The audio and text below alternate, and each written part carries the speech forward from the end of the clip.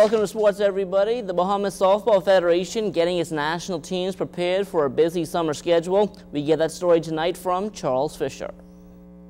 Bahamas Softball Federation Director Bobby Baylor Fernanda feel they have the players. Now they have assembled the best possible coaches to lead the national teams. Godfrey Gully Burnside have been in place for the senior men for the last year and will remain in charge. They are getting ready for the CAC and World Qualifiers September 14th to the 24th in Colombia. Gully will name his assistants later. Yvonne Lockhart was selected to lead the senior ladies. She has opted to work with the junior girls, opening the door for Mario Ford. He will be assisted by pitching coach Spurgeon Johnson, Lenny Newton, and Anthony Bullitt. They will travel to the ECAS tournament November 28th through December 2nd in Belize. ECAS has just been recently formed last year. This is the second tournament, but the first official tournament.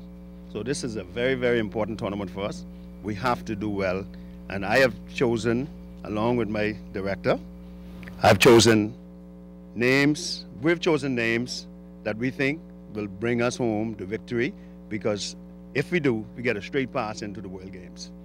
No tournaments on the calendar for the juniors this year. Named to the Junior Men Development Squad, head coach Martin Park Burrows, assistant Alfonso Chicken Aubrey, Bobby Sanders, and Delano Cartwright. Lady Junior Development, Yvonne Lockhart, assisted by Kelly Smith, Narissa Lockhart, and Lenny Newton. We'll explain the selection process for coaches. We have a coaches association, and we also have a coaches committee. And based on the way coaches handle themselves in the league, based on the way the coaches turn out to our meetings, show interest in what we're doing, along with the fact that there are 4 or 5 certified coaches. Only certified coaches are supposed to coach the national team right now. But because Yvonne opted not to go, it put us in a predicament where Mario will run it. Now, if we get any flack from the ISF, then of course the first director will step in and he will go instead. The Bahamas Softball Federation also naming its ladies trial squad. We will reveal those names on Tuesday. For ZNS Total Sports, I'm Charles Fisher. All right, thanks a lot, Charles. Well, the Frank Hanna Red-Based Andrews Snapper Fishing Tournament taking place over the weekend. And as Julian Gibson tells us tonight, the championship trophy ended up in familiar hands.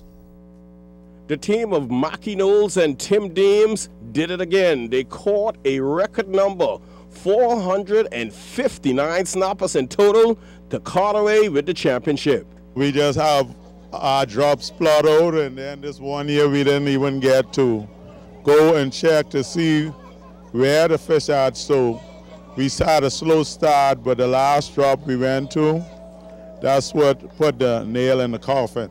Like how my captain say, when we get on the drops, that's what we did. We go on here to do 2 things, chew bubble gum and kick. I hanging around these people, I am not usually being a winner, but I can hang with these guys, I know I can be a winner. And at the Red-Based Fishing Tournament, the ladies not getting left out. Doris Camp Knowles, her team came in second. When we were on the last drop, that's when we caught a lot of fish. And if we had stayed there for about 15-20 minutes, we would have won.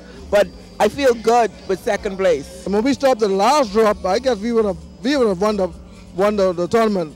And I can guarantee Frank and Tim, next year I come and take it to Freeport.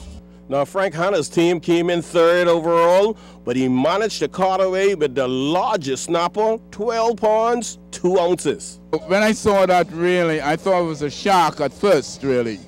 And when I saw that thing going this way, going that way, and Clifton said, "Oh my God, it's a mutton, it's a mutton, it's a mutton." He said, "I'm going to bring it in." And I was a little bit nervous to see that it caught in such a small line and to lift it.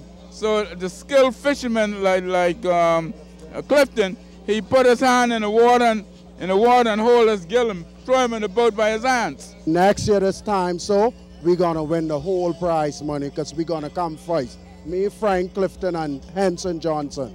Well, plans are already in the making for next year. Reporting for ZNS Total Sports, I am Julian Gibson. All right, thanks a lot, Julian. Well, come this Friday, Andrews native Shaquille Clare will graduate from the Village School in Houston, Texas. From there, he will move on to the University of Maryland to play Division I basketball, and that has his father, Brian Clare, smiling from ear to ear. I am extremely proud of his accomplishment over the past 2 years. Last month, he has passed the his college exam, his SAT. I think he got 1,400 points on it. On the 29th of this month, they want Shaquille to report to University of Maryland for a basketball camp and to do 2 summer courses. They're trying to get him ready for the season. The coach feel that he can make a huge impact on the team. They expecting that he will be able to start or be the 6th man coming off the bench for the University of Maryland. But of course, he had stressed to me last night that he's very, very tired. He had to study real hard to bring his SAT exam up, and then he was doing a lot of training. So he's kind of tired. He want to come home and rest for a week or 2 before he returned to Maryland. But I'm definitely trying to bring him home to represent the Bahamas on the national team. I think he can be an asset. And a number of the local kids only heard about him. They haven't had an opportunity to see him play, and they're anxious to see him come home and practice. And I hope we will be successful in convincing his coaches to let him try out for the Bahamas team. Now, before choosing Maryland, Shaquille had more than 20 Division I offers, and most of them came from coaches who knew exactly what the big man could do. Spoke with about 15 of them personally, and I always asked them what are Shaquille's strengths and weaknesses, and they always said that he have a big body, he have soft hands, quick feet, but he need to work on a mid-range jump shot, and I think that's what the coach at Maryland wanted to work on with him this summer, a mid-range jump shot. He's very strong on the post. When he comes home, I keep him in the sun, I keep him running the hills to keep his body in shape. But I think once he work on a mid-range jump shot and some post move, I think he will be unstoppable on the post. And that will do it for sports, but stay tuned, your weather forecast is still to come.